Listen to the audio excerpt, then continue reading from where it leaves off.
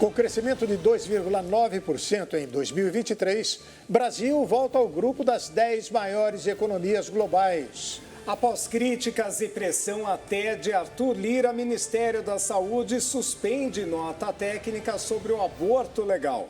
Ministro Alexandre de Moraes vota para condenar mais 15 réus pelos atos antidemocráticos de 8 de janeiro. E Supremo Tribunal Federal retoma no próximo dia 6 julgamento sobre porte de drogas para consumo pessoal.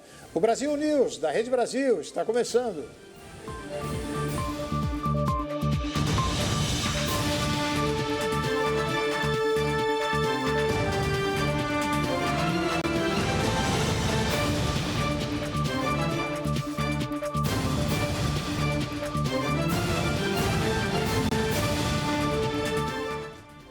A economia brasileira cresceu 2,9% em 2023, o que a coloca como a nona mais forte do mundo. As informações oficiais foram divulgadas nesta sexta-feira pelo Instituto Brasileiro de Geografia e Estatística. A economia brasileira cresceu 2,9% em 2023, após um quarto trimestre de crescimento nulo. O resultado do Produto Interno Bruto do país é ligeiramente inferior ao de 2022, quando expandiu 3%, segundo números revisados. No acumulado do ano, o crescimento foi impulsionado principalmente pelos setores agropecuário e industrial de serviços. O mercado apontava resultado positivo de 0,1% no último trimestre de 2023 e de 3% no ano, segundo projeções de cerca de 66 instituições financeiras e consultorias coletadas pelo jornal econômico Valor. As estimativas ficaram entre 2,6% e 3,4%.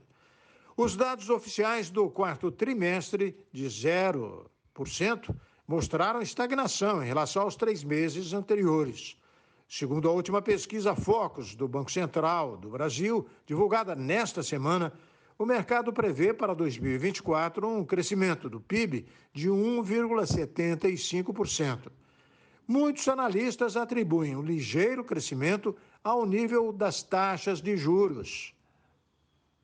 O Ministério da Saúde suspendeu a nota técnica sobre o aborto legal após pressão da oposição. O documento tratava da limitação temporal para a realização do procedimento. A nota técnica, que foi suspensa na última quinta-feira pelo Ministério da Saúde, afirmava, entre outros pontos, que a legislação brasileira não define limite de tempo gestacional para o aborto em casos de risco à vida da gestante, fetos anencéfalos e gestação resultante de estupro. O texto retirava a recomendação proposta pelo antigo governo de que o aborto legal fosse feito em até 21 semanas e 6 dias e reforçava que os serviços de saúde deveriam oferecer o atendimento sem impor qualquer limitação além das previstas pela Constituição. A nota técnica foi alvo de manifestações por parte de parlamentares bolsonaristas e instituições religiosas. A senadora e ex-ministra Damares Alves publicou em seu perfil no Twitter que seu gabinete estudava medidas jurídicas e legislativas contra o que chamou de cultura da morte. O presidente da Câmara dos Deputados, Arthur Lira, também tratou da nota em reunião com a Confederação Nacional dos Bispos do Brasil. Em publicação nas redes sociais, Lira afirmou que há necessidade de uma discussão maior com a sociedade sobre o tema. Em comunicado à imprensa, a pasta ressaltou que o documento ainda não foi avaliado por todas as esferas necessárias e pela consultoria jurídica do Ministério. Portanto, está suspenso. O ministro Alexandre de Moraes, do Supremo Tribunal Federal, votou para condenar mais 15 acusados de participação nos atos antidemocráticos do 8 de janeiro. As penas variam de 14 a 17 anos de detenção. O ministro Alexandre de Moraes, do Supremo Tribunal Federal, voltou para condenar mais de 15 acusados pela Procuradoria-Geral da República de executarem os atos golpistas do dia 8 de janeiro. O magistrado propôs penas que variam de 14 a 17 anos de prisão. Esses casos estão sendo julgados de forma individual. Os réus foram denunciados pela PGR pelos crimes de abolição violenta do Estado Democrático de Direito, dano qualificado, golpe de Estado, deterioração do patrimônio tombado e associação criminosa. A Suprema Corte já condenou 111 acusados com penas que vão de 3 a 17 anos de prisão. Quando os primeiros réus foram condenados pela Corte em julgamento presencial, a maioria dos ministros entendeu que houve uma clara intenção de tomada ilícita de poder, com o uso de meios violentos para derrubar um governo democraticamente eleito. A maioria da Corte também afirmou que os ataques configuraram o chamado crime de multidão, quando um grupo comete uma série de crimes, sendo que um influencia a conduta do outro, no efeito manada. Com isso, todos precisam responder pelo resultado dos crimes. Segundo o relatório da Polícia Federal, foram encontradas provas de suposta participação de Carla Zambelli no ataque ao sistema do Conselho Nacional de Justiça. A deputada e o hacker Walter Delgatti Neto foram indiciados.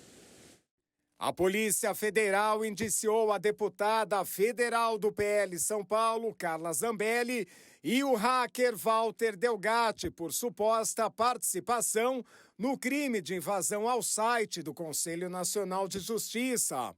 Os investigados poderão responder pelos crimes de falsidade ideológica e invasão de dispositivo eletrônico.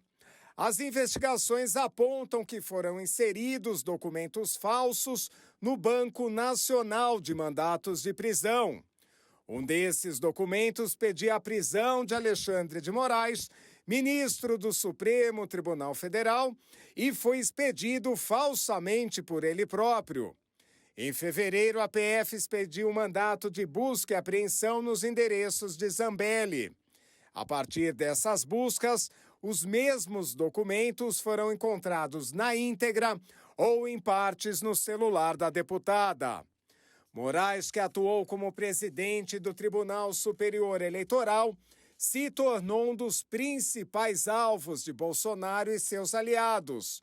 Por isso, o ataque hacker tinha como objetivo atingi-lo, além de colocar em dúvida a credibilidade do Poder Judiciário.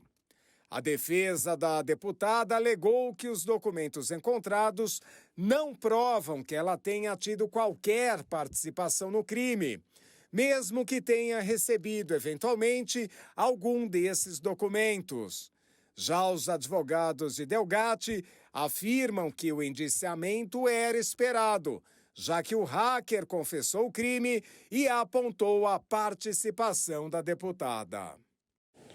O comentarista de política Hamilton Augusto faz uma análise da semana que começou com a manifestação bolsonarista em São Paulo e termina agora com uma importante decisão do Tribunal Superior Eleitoral sobre o uso de inteligência artificial das eleições.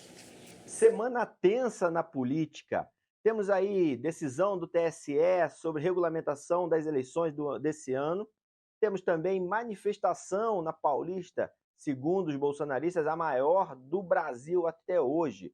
O grande problema é que o ex-presidente Bolsonaro subiu no palanque, falou talvez mais do que deveria, e a Polícia Federal, que até então dizia que não tinha argumentos para incriminá-lo, agora já a imprensa já noticia que talvez teria, porque quando ele, depois da Polícia Federal, ele garantiu o seu direito ao silêncio e na Paulista ele resolveu falar, o que, segundo alguns, o conectou direto com a minuta e a tentativa de golpe de 8 de janeiro do ano passado. Agora é aguardarmos. Talvez ele, que tenha tentado essa manifestação como uma forma de blindagem contra as decisões do Supremo e do ministro Alexandre de Moraes, talvez esteja muito arrependido, porque foi um passo rumo, certamente, a um precipício. Vamos aguardar. E do outro lado, a Justiça Eleitoral regulamenta as eleições desse ano com destaque para a questão da inteligência artificial. Segundo consta do texto aprovado da resolução de propaganda eleitoral, será criminalizado o uso indiscriminado da inteligência artificial. Não estamos dizendo que está proibido. É possível, sim, a utilização dessa tecnologia, mas partidos e candidatos deverão destacar explicitamente que há o uso dessa tecnologia para que o eleitor não seja ludibriado. Por outro lado, também é vedado a divulgação através desse meio de fato sabidamente inverídico, o que já é considerado aí fake news, propaganda irregular, manipulação de dados. Vamos usar com cautela. Partidos e candidatos têm que ficar atentos às regras, porque será um ano de eleições cada vez mais tecnológicas e cada vez mais judicializadas e problemáticas. E a seguir, STF retoma na quarta-feira, dia 6, julgamento que decide se porte de drogas para uso pessoal é crime. Cantor Martinho da Vila entra na justiça contra INSS após ter sua aposentadoria suspensa. É depois do intervalo aqui no Brasil News. Até já.